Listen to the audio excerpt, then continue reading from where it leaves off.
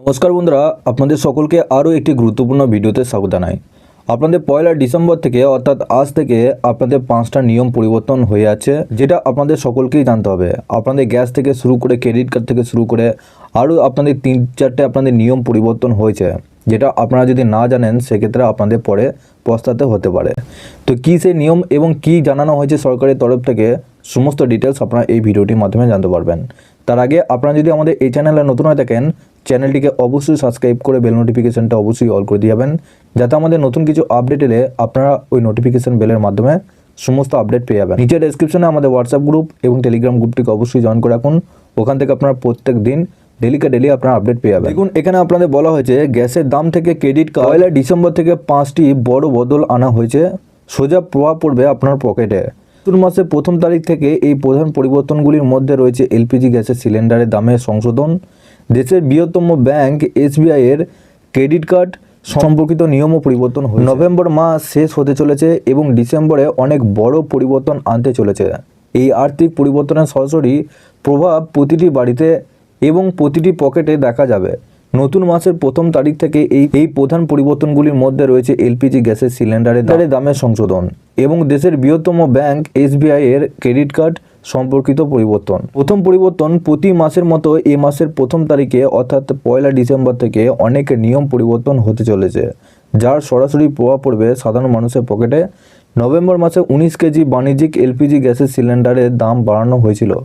তেল এবং গ্যাসের বিতরণ সংস্থাগুলি প্রতি মাসে প্রথম দিনে দাম সংশোধন করে এবং এবারও একই রকম দেখা যেতে পারে।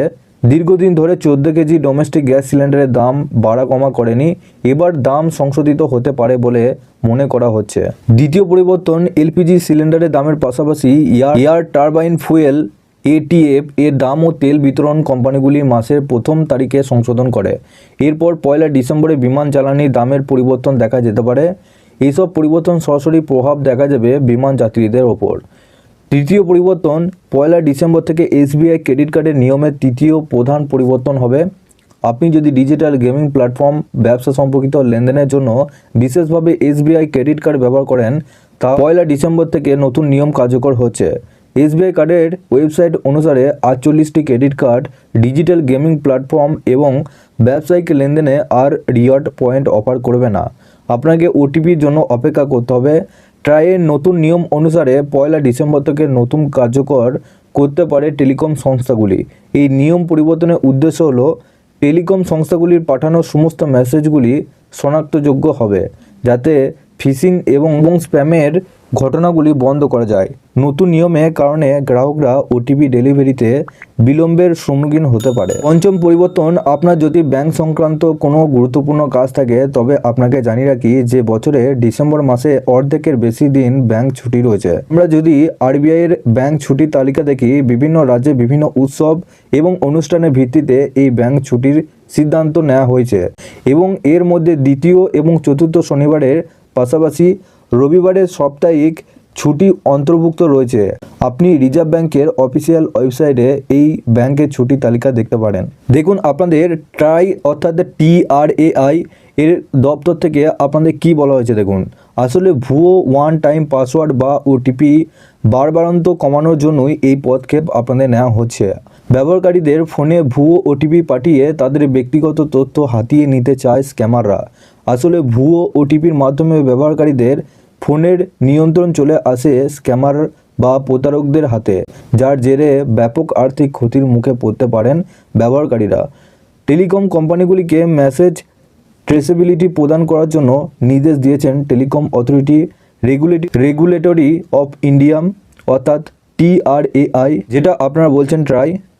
এই নির্দেশিকা মেনে চলার সময়সীমা বা ডেডলাইন বেঁধে দেওয়া হয়েছে, আর সেই সময়সীমা হলো 30 নভেম্বর 2024। এই দিনে থেকেই নির্দেশিকা পূরণ করতে হবে।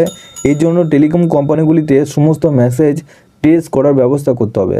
এর প্রাথমিক ডেডলাইন ছিল 31 অক্টোবর 2024 তারিখ, কিন্তু সার্ভিস অপারেটরদের দাবিতে এই সময়সীমা বাড়িয়ে 30 নভেম্বর করেছে।